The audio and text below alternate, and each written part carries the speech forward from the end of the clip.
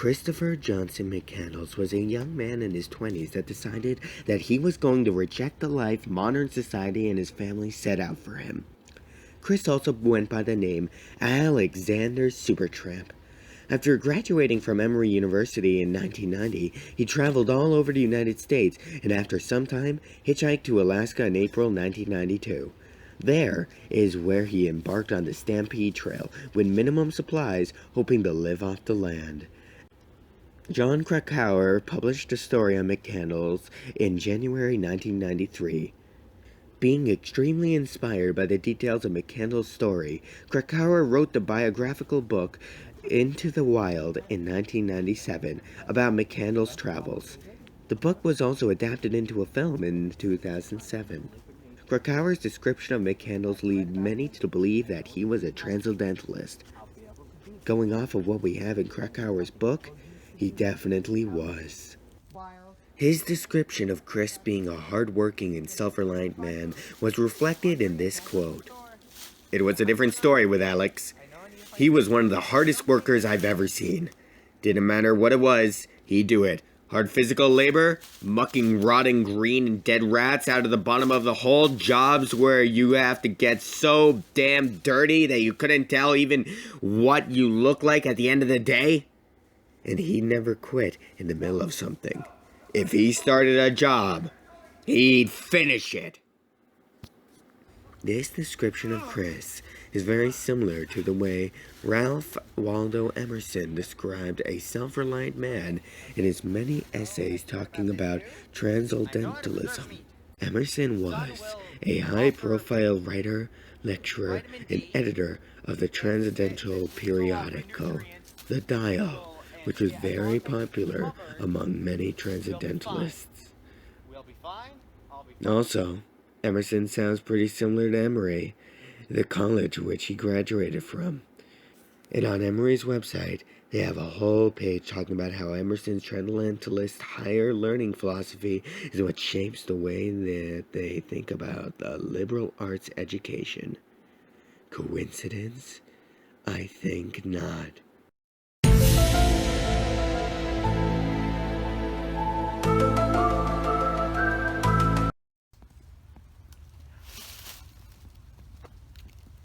Yeah, that's rotten. That is very rotten. Okay.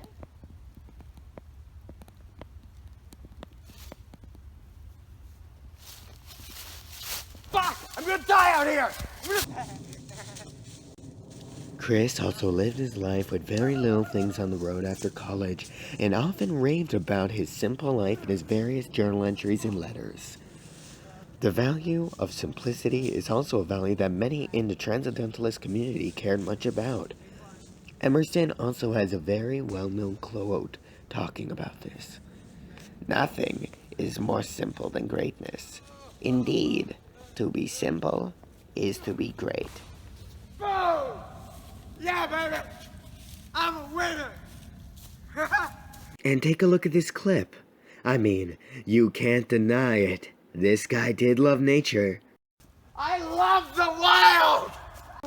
And isn't that what transcendentalism is all about? Loving nature and living in nature.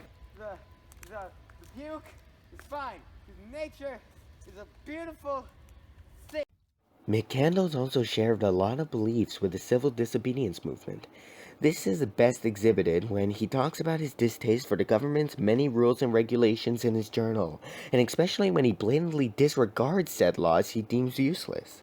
Take, for example, when he drove straight into the woods despite the many signs that clearly had posted, "Do not drive into the woods."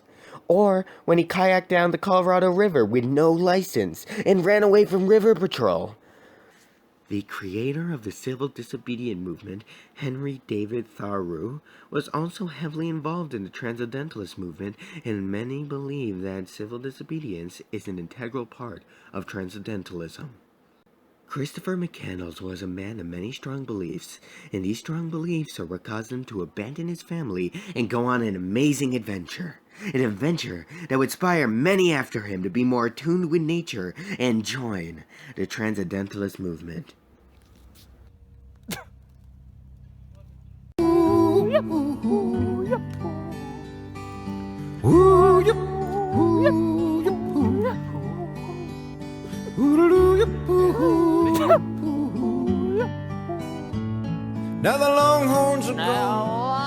and the drovers are gone, and the drovers the Comanches are gone, and the Comanches and are the outlaws are gone, Geronimo's gone, and Sam Bass is gone, and the lion is gone, and the red wolf is gone.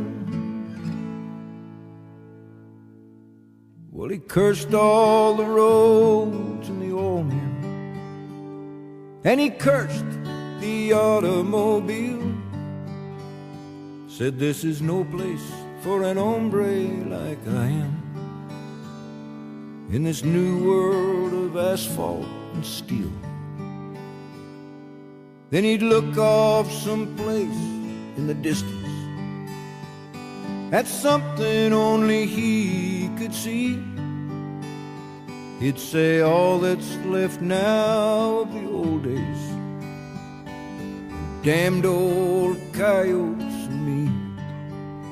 And they go, ooh, yip, ooh, yip, ooh.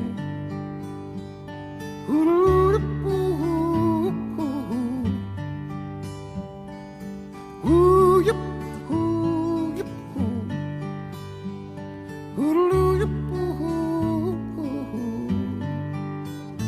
Ooh, yip, ooh, yip, ooh. Ooh, yip, ooh, yip, ooh. Ooh, yip. And take a look at this clip. I mean, you can't deny that this guy did love nature.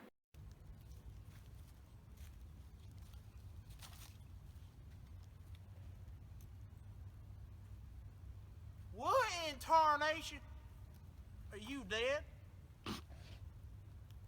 Yep, that be a dead one. I gonna need me some stuffs. Got wallet? You think I got gloves? Then again, scenes, murder scenes. I ain't gonna be no witness. Authorities! Ain't nobody gonna come. What is this? Fine, I'm done.